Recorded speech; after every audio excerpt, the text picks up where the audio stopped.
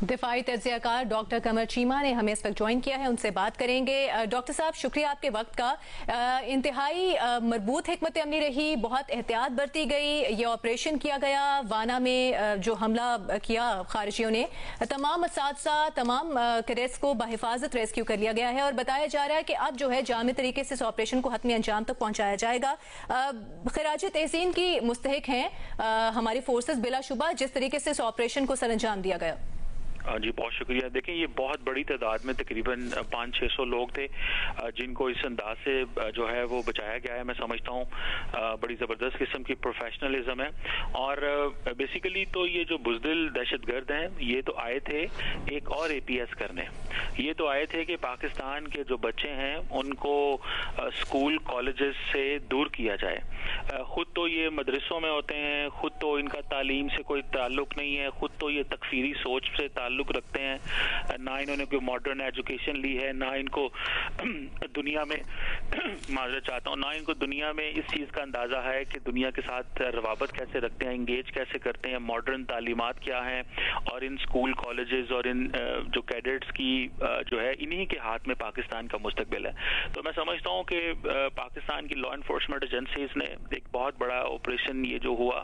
اپنے لوگوں کو بھی محفوظ رکھا، دہشت گردوں کو بھی ایلیمینیٹ کیا، اور یہ over the period of time دیکھیں ہماری جو افواج ہیں وہ یہ جو بیٹل ہارڈنڈ ایریا میں مسلسل کئی سالوں سے لڑ رہے ہیں، یہ وہ کیپیبلٹیز ہیں اور یہ وہ پروفیشنلزم ہے جو ہماری افواج کے اندر آپ کو نظر آئے گی، اور اس طرح محفوظ کرنا اپنے بچوں کو، میں سمجھتا ہوں یہ وہ اعتماد ہے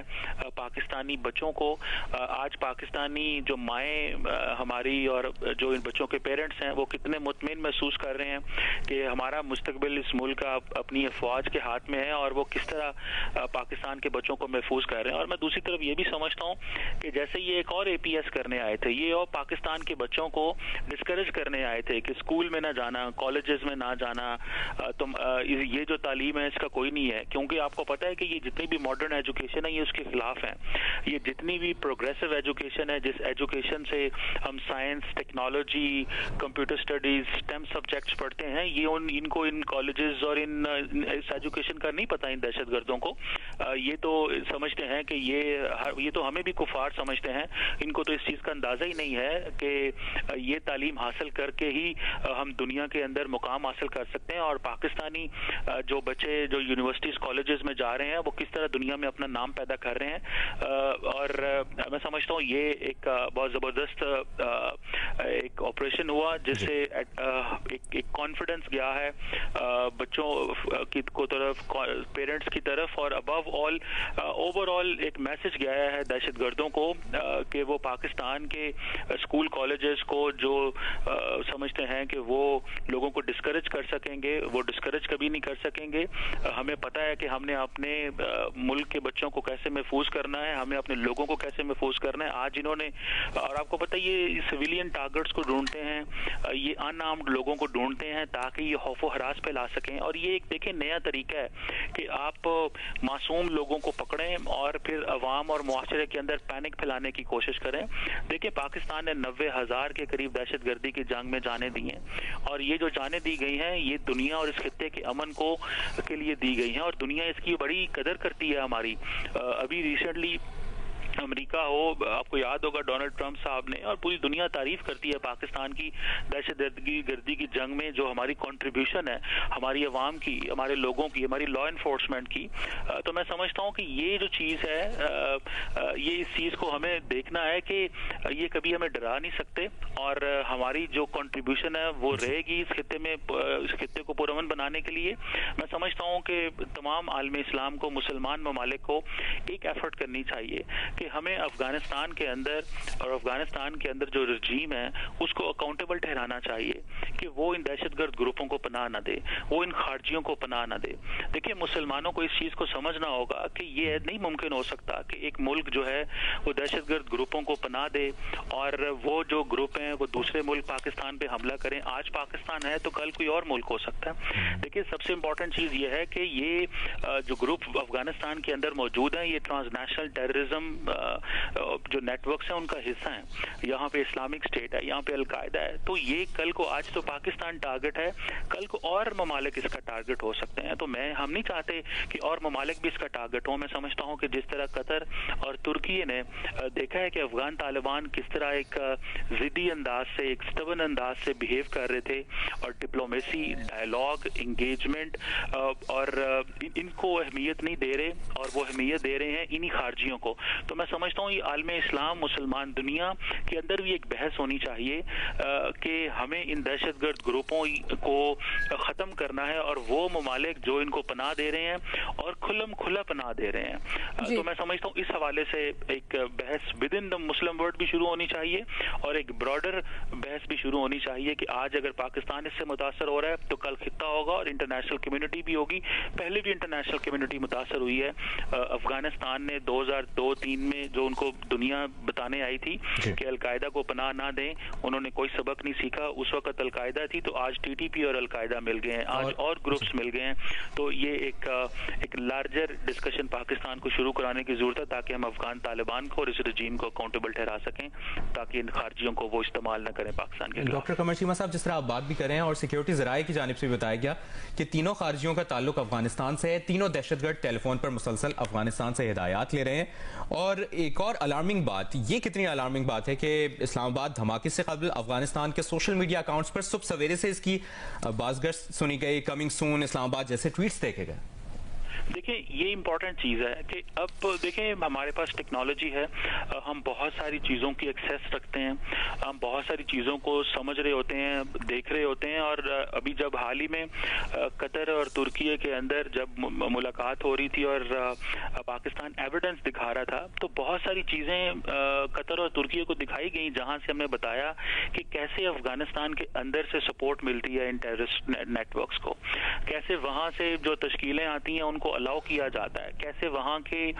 जो सिम कार्ड्स हैं, टेलीकम्युनिकेशन नेटवर्क्स हैं, कैसे उनको इस्तेमाल करते हैं, तो उनको जो लॉजिस्टिकल सपोर्ट दी जाती है। तो मैं समझता हूँ कि ये कुछ चीज़ नई नहीं है, हमें बस इसका तदारुक करना है। देखें, आप देखें कि यूएन सिक्योरिटी काउंसिल की रिपोर्ट आई, उसमें इन अफगानिस्तान को अकाउंटेबल ठहराया गया। रिसेंटली क्वाड्राइपार्टाइट स्टेटमेंट आई, उसमें अफगान तालिबान को रिस्पॉन्सिबल ठहराया गया। लेकिन सवाल यह है कि कब तक इन स्टेटमेंट से गुजारा चलेगा? जब तक आप अकाउंटेबिलिटी का मैकेनिज्म हम एस्टैब्लिश नहीं करेंगे, जब तक हम इस चीज को एस्टैब्लिश नहीं करेंगे कि इनको सजा मिलनी चाहिए इन दहशतगर्द जमातों को रखने की। देखें, दोहा एग्रीमेंट में ये चीज हुई थी कि अलकायदा को अफगानिस्तान में पनाह नहीं दी जाएगी, और अलकायदा अमेरिका और उसके इत्तेहादियों के खिलाफ वो जो है वो एक्शन नहीं लेगी, और अफगान तालिबान इसको मेक श्योर करेंगे। तो पाकिस्तान भी तो अमेरिका का इत्तेहादी है, और भी तो दुनिया में अमेरिका के जो इत्तेहादी हैं। तो अगर अफगानिस्तान के अंदर आज भी अलकायदा एक्टिव है, आज भी टीटीपी अलकायदा का जो आपस में वर्किंग रिलेशनशिप है, और वो एक दूसरे को, और आपको पता है इन सब ने बैत की हुई है हैबतुल्लाह खुनजादा साहब की, तो ये सवाल पैदा होता है कि ये कब तक ऐसे चलेगा? तो ये एक लार्जर पॉलिटिकल डिस्कशन शुरू होनी चाहिए कि अफगान तालिबान का जो सियासी निज़ाम है वो क्या है, और वो किस तरह की रियासत चाहते हैं, और हमें किस तरह अपने आप को ऐसी रियासत से बचाना है जो दहशतगर्द ग्रुपों को पनाह देगी। देखिए, ये एक ब्रॉडर डिस्कशन है जो शुरू होनी चाहिए। एक वक्त था हम समझे कि अफगानिस्तान के अंदर तालिबान आए हैं, ये बदल गए हैं, इन्होंने दुनिया के साथ इंगेज किया है, ये अब उस तरह नहीं बिहेव करेंगे, लेकिन अनफॉर्चुनेटली वो अपनी जिद पे कायम रहे, और यही वजह है कि आज दुनिया में इनको रिकग्नाइज कोई नहीं करता। क्यों दुनिया के ममालिक ने 4 साल बाद भी ये फैसला किया है कि हम इनको रिकग्नाइज नहीं करेंगे? एक होता है डी फैक्टो रिकग्निशन या डी ज्यूरे रिकग्निशन, जो इंटरनेशनल लॉ के अंदर होती है। तो इनको कोई रिकग्नाइज नहीं करना चाहता, इनके साथ डी फैक्टो तो इंगेजमेंट चल रही है, कोई इनके साथ डिप्लोमेटिक रिलेशन तो चल रहे हैं, लेकिन इनको कोई नॉर्मल डी ज्यूरे रिकग्निशन नहीं कर रहा। उसकी वजह ये है कि इनके बिहेवियर ऐसे हैं। सो एक लार्जर कन्वर्सेशन शुरू होनी चाहिए। मैं समझता हूँ कि जो दोहा एग्रीमेंट है उसको सारे को रिविजिट किया जाना चाहिए, اور یہ چیز جو ہے وہ پاکستان کو ٹیک اپ کرنی چاہیے. یہ ایسے نہیں ہو سکتا کہ جب انٹرنیشنل کمیونٹی ولنریبل ہو اور متاثر ہو القاعدہ سے تو ہم تو دنیا کی مدد کریں, اور جب ہم دہشت گردوں سے متاثر ہوں تو دنیا اس پہ خاموشی اختیار کرے. میں سمجھتا ہوں یہ چیزیں جو ہیں یہ اس کے اوپر ایک لارج کنورسیشن جو ہے وہ مزید افغان طالبان کو اکاؤنٹیبل ٹھہرائے گی. ہم نے تو مسلمان دنیا کو بتا دی ہے, ہم نے تو قطر اور ترکی کے ذریعے بتا دی ہے کہ افغان طالبان کی کیا سوچ ہے, اور یہ میسج باقی بھی عالم اسلام تک اور انٹرنیشنل کمیونٹی تک گیا ہے. لیکن اس کو ہمیں پراپرلی اکاؤنٹیبل ٹھہرانا ہے ان کو, اور یہ ان کو ایکسپوز کرنا ہے اس چیز پہ کہ ہم ایسی ریاست کے ساتھ نہیں چل سکتے جو یہ سمجھتی ہے کہ وہ تکفیر پہ بھی یقین رکھتے ہوں, وہ سمجھتے ہیں کہ باقی جو مسلمان ممالک ہیں ان کو وہ کافر کہتے ہوں اور ان کو مارنا یا قتل کرنا ان کے لیے ثواب ہو یا فائدہ ہو. میں سمجھتا ہوں یہ ہمیں اپنے لوگوں کو بتانا ہے کہ یہ نہ تو اسلام ہے نہ یہ تعلیمات ہیں اسلام کی, یہ بالکل ڈفرنٹ ایک پرورٹڈ قسم کی اسلامک تھاٹ ہے جو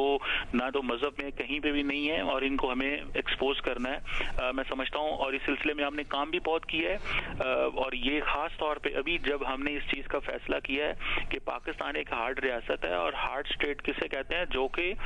اپنے جو سوورینٹی کو ہر قیمت پہ پروٹیکٹ کرے گی, جو اپنے جو رول آف لا کو امپلیمنٹ کرے گی, جہاں پہ پاکستانی ریاست اپنی رٹ اسٹیبلش کرے گی, جہاں پہ پاکستانی لوگ جو ہیں وہ اگر ان کو اس طرح کے خارجی حملہ کریں گے یا اس طرح کے خارجی جو اٹیک کریں گے تو ان کے خلاف ریاست ایکشن لے گی. وہ ماضی کا ٹائم بدل گیا ہے. دیکھیں اب ایسے نہیں ہو سکتا جیسے چیزیں پہلے. ڈاکٹر صاحب پھر یہاں سے آگے کیسے بڑھا جائے, کیونکہ پاکستان تو بارہا اپنا موقف دہرا چکا ہے کہ پاکستان امن چاہتا ہے, خطے میں دنیا میں امن چاہتا ہے, اور پاکستان نے جو افغان طالبان کے ساتھ اور پھر پاکستان کے درمیان جو مذاکرات بھی ہوئے اس میں ایک نکاتی ایجنڈا یہی تھا, موقف یہی تھا کہ افغان سرزمین جو ہے وہ پاکستان کے خلاف دہشت گردانہ کارروائیوں کے لیے استعمال نہ ہو. اسٹیک ہولڈرز بھی اپنا کردار ادا کرنے میں انہوں نے بہتر کردار ادا کیا. ترکی ڈیڈ لاک کو ختم کرنے کے لیے ایک اور موقع دینا چاہتا ہے,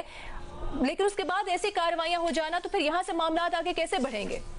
دیکھیں اس کو مختلف لیولز پہ کام کیا جا سکتا ہے. پہلا لیول تو یہ ہو سکتا ہے کہ جس طرح پاکستان کے جو اسلامک گروپ ہیں, مختلف اسلامک جو اسکالرز ہیں, ان کو چاہیے اور انہوں نے کیا بھی ہے کہ ان کو چاہیے کہ وہ افغان طالبان کی سوچ کو ڈسکریڈٹ کریں. ماضی میں بھی کیا گیا, 1700 پاکستانی علماء نے جو ہے وہ ایک فتویٰ دیا تھا اور اس پہ ان کی جو سوچ ہے اس کے بارے میں یہ دہشت گردی کو کنڈیم کیا اور اس طرح کی سوچ کو کنڈیم کیا, اور پاکستانی جو علماء ہیں وہ اس کو نہیں مانتے. لیکن میں سمجھتا ہوں اس کو ایک پراپر پولیٹیکل ڈومین میں بھی لے کے آنے کی ضرورت ہے. تو ایک تو ہمیں دوبارہ گھر میں اس بحث کو شروع کرنا چاہیے پاکستان کے اندر کہ یہ سوچ کیسی ہے. دوسرا اس میں ہم نے, آپ کو یاد ہوگا کہ ایک ریلیجس ڈپلومیسی کا سہارا لیا تھا, پاکستان کے علماء کو بھیجا تھا, انہوں نے اس کو بھی ریجیکٹ کر دیا تھا. تیسرا میں سمجھتا ہوں کہ جیسے OIC کا پلیٹ فارم کو استعمال ہمیں کرنا چاہیے. وہ ایک ایسا پلیٹ فارم ہے جس پہ ہمیں یہ بتانا چاہیے کہ یہ اپنے آپ کو کہتے تو مسلمان ہیں, لیکن کیا مسلمان ایسے ہیں جو دوسرے مسلمانوں کو شہید کرتے ہیں, جو دہشت گردی کرتے ہیں, جو سوئسائڈ بامبنگ کرتے ہیں. تو with in the Muslim world in کے اوپر پریشر ڈالا جائے کہ یہ جو آپ کی تکفیری سوچ ہے, یہ جو آپ ٹیررزم کرتے ہیں, یہ اس کی کوئی سپیس نہیں ہے اسلام کے اندر, قرآن کے اندر, عالم اسلام کے اندر. اور میں یہ بھی سمجھتا ہوں کہ یہ اس کو پھر انٹرنیشنل فریم ورک میں بھی لے کے جایا جائے. اور اس وقت میں ایک اہم پہلو یہ بھی ہے ڈاکٹر صاحب کے سیکیورٹی معاملات پر تمام اندرونی اختلافات بھلا کر ہمیں خود بحیثیت قوم متحد اور یک زبان ہونا ہوگا. یہ بہت امپورٹنٹ پوائنٹ ہے جس میں ہمیں یہ جو پولیٹیکل ڈسٹورشن ہے, دیکھیں جب پاکستان کے اندر کوئی پولیٹیکل گروپ یہ کہتا ہے کہ ہم خود ان کے ساتھ جا کے بات کریں گے اور مسئلے کو حل کریں گے, تو دیکھیں اگر قطر اور ترکی جن کا ایک ڈپلومیٹک پولیٹیکل ایک انفلوئنس ہے افغان طالبان کے اندر, اگر وہ ان کو کنونس نہیں کر سکے تو پاکستان کا کوئی پولیٹیکل دھڑا یا پولیٹیکل گروپ کیسے جا کے ان کو کر سکتا ہے. اور یہ اس پولیٹیکل ڈسٹورشن کا یہ افغان طالبان فائدہ اٹھاتے ہیں کہ شاید ان کو پاکستان سے سپورٹ مل مل رہی ہے. پاکستان کے اندر سے کچھ لوگ ہیں جو سمجھتے ہیں کہ جب ان کے ساتھ انگیج کریں گے تو وہ سمجھتے ہیں کہ ہم پاکستان کو وہ کہہ رہے ہیں کہ ہمارے ساتھ انگیج کرو, ہمیں پاکستان کے اندر ایک ٹیریٹری دو, ایک رقبہ دو, وہاں پہ ہم حکومت بنائیں, اپنا نظام لاگو کریں. دیکھیں پاکستان سوال ہی پیدا نہیں ہو سکتا کہ اس طرح کی چیز کرے. ہم اپنی جو ٹیریٹوریل انٹیگریٹی ہے, سوورینٹی ہے, اس پہ کسی قیمت پہ بھی کمپرومائز نہیں کریں گے. ٹھیک ہے, دفاعی تجزیہ کار ڈاکٹر قمر چیمہ صاحب, آپ نے جیو نیوز کو وقت دیا, بہت بہت شکریہ آپ کا.